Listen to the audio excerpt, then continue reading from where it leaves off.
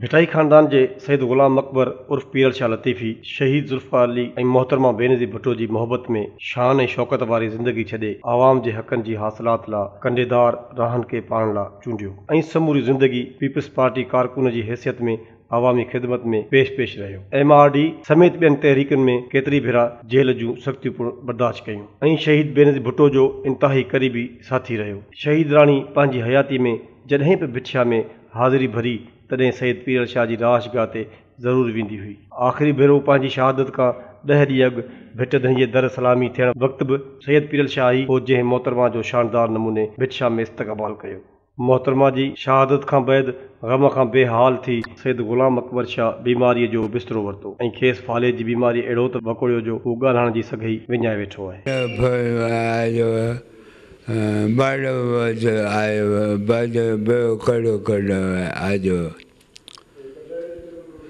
गुज़िरियल 2 सालनि खां हू मुफ़लिसी ऐं कसम परसीअ वारी हालत में गुज़ारे रहियो आहे, जिते पार्टीअ बि खेसि विसारे छॾियो आहे। तॾहिं बि भुट्टो ख़ानदान ऐं पीपल्स पार्टी सां संदसि मोहबत में को बि फ़र्क़ु न आयो आहे, पर खेसि पार्टीअ जे आला क़यादत खां शिकवा ज़रूरु आहे। उन्ही बारे में संदसि फर्ज़ंद सैयद बचल शाह सिंध TV न्यूज़ सां पंहिंजा वीचार हिन रीति वंडिया आहिनि। बुनियादी कारकुन आहे पीपल्स पार्टी जो ऐं सॼी ज़िंदगी पीपल्स पार्टी लाइ ख़िदमत कई, भिटशाह जे माण्हुनि जे लाइ ख़िदमत कई, ज़िले लाइ ख़िदमत कई, कारकुन थी सॼी ज़िंदगी गुज़ारी पीपल्स पार्टी में। ऐं बाबा जी असांखे वसियत बि इहा ई आहे त अगरि जे मुंहिंजो वफ़ात थी वञे त मूंखे जेको कफ़न आहे सो बि पीपल्स पार्टी जे झंडे जो ॾिनो वञे। पीपल्स पार्टीअ जो इहो आलम आहे या इहा सितम ज़रीफ़ी चइजे जो अॼु ताईं बाबा खे 2 साल थी विया आहिनि हली त फालेज में बंगुले ते या बिस्तर ते पियल आहे।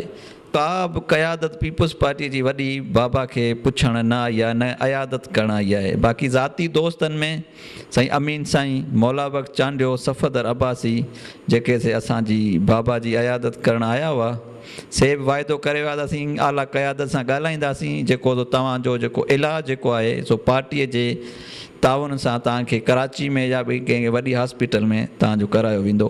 पर उन ते बि अॼु ताईं 4.5 साल थी विया आहिनि हली को बि अमल न थी सघियो आहे। असां पीपल्स पार्टी सां सॼी ज़िंदगी बाबा असां वफ़ादारी कई आहे। उनजो असांखे सिलो इहो मिली रहियो आहे त असांजे लाइ मटियारी ज़िले में न ऑर्डर आहे न ई को ॿियो ताउन आहे असां सां। PP जी आला क़यादत खे घुर्जे त शहीद बेनज़ीर भुट्टो जे नज़रियाती कारकुननि जे हिन ॾुखियुनि घड़ियुनि में संभाल करे संदन बेरोज़गार औलाद खे रोज़गार सां लॻाए संदन ज़ख़्मनि ते मरहम रखे त जीअं संदन अहंजनि में घटिताई अची सघे। कैमरामैन विजय कुमार सां गॾु ख़ुर्शीद बुगियो, सिंध TV न्यूज़, भिटिया।